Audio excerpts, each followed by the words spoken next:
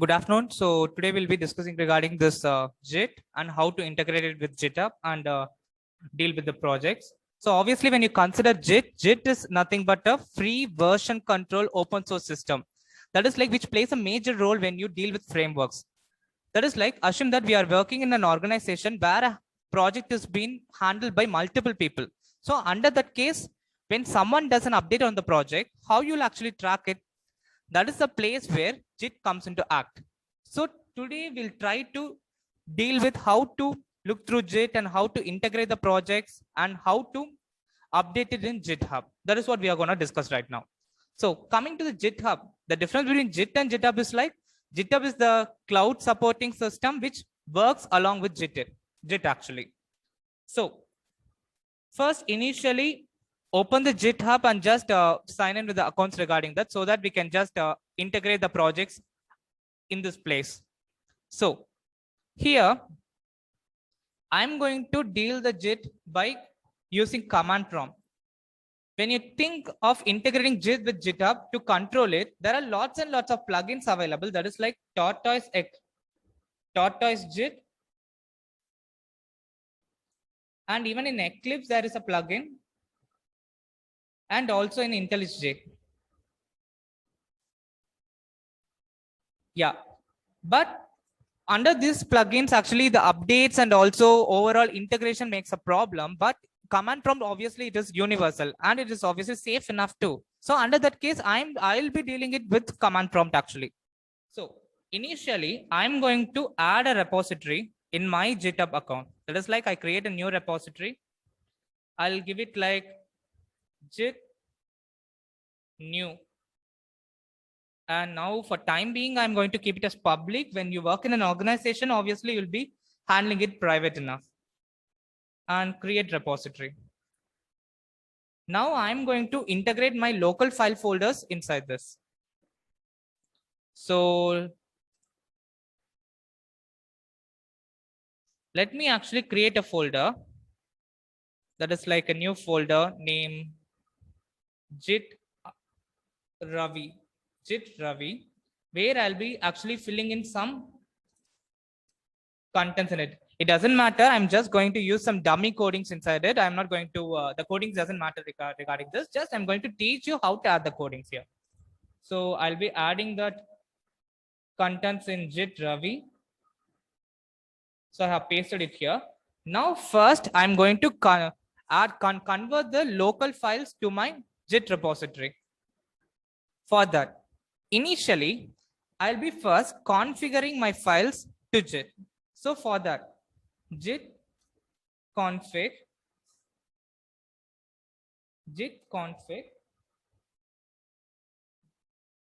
global user.name and Ravi.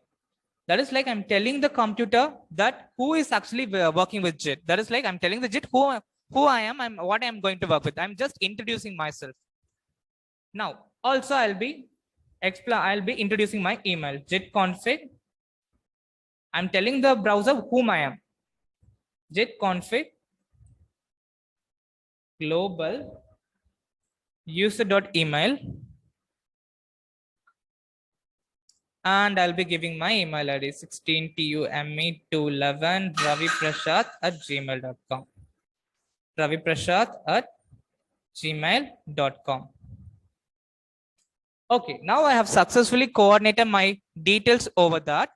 Now I'll be actually adding my data to that. So initially, where I actually kept my data here under JIT Ravi, right? So already the path has been set. That is like C users Ravi. Yes, if you wanted to, if you think that the path is not correct enough, you can actually locate the path according to that.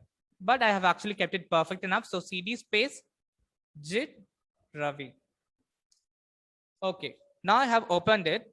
Now initially I have to initialize the JIT. That is like all the files should be integrated or converted to .JIT files. For that, I'll be adding JIT inet. So now it has been initialized with .JIT files over that.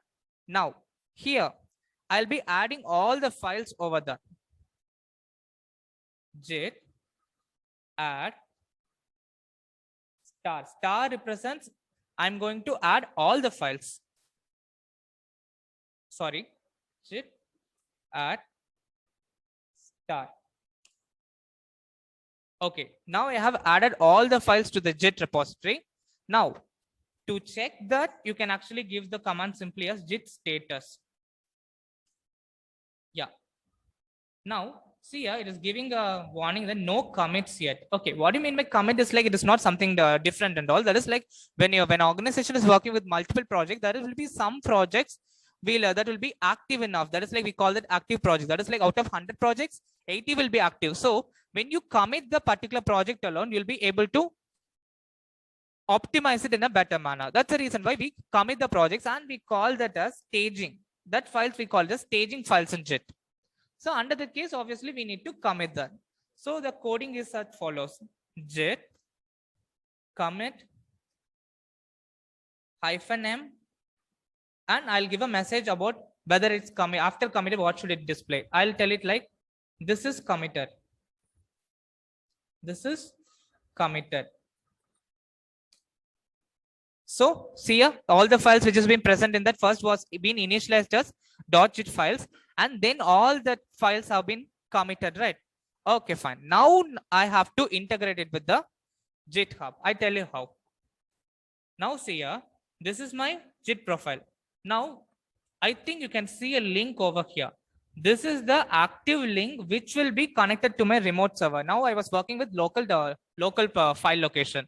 If I wanted to add it to this is the location where I can integrate it with.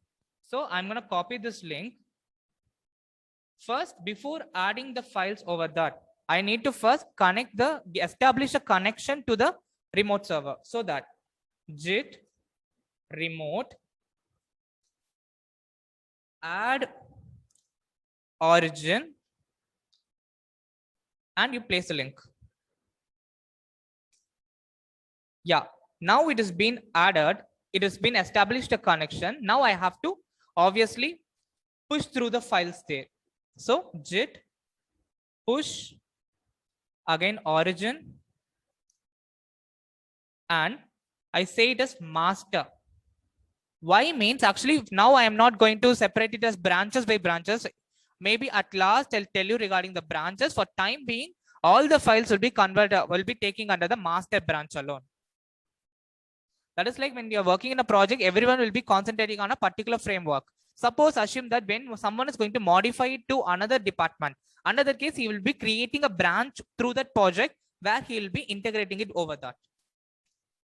So now I have pushed through the project. Yeah. So obviously all the files have been set to the server. Now you can check through that. Now see here, all the files has been added in that, and the committed message has been displayed over here. Okay, fine. Now, what is the purpose of this? Obviously, now I have added it. So if someone makes any modification in that particular code, they can actually add it and modify it. That is the purpose of JIT. That is like JIT will know how to optimize the project based on the updates done.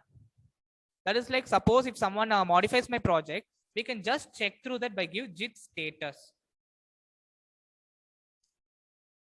Here now it has been providing with no information. If someone does any modification in that, it will show where it has been modified, so that we can understand the modification area and we can work through the project conveniently.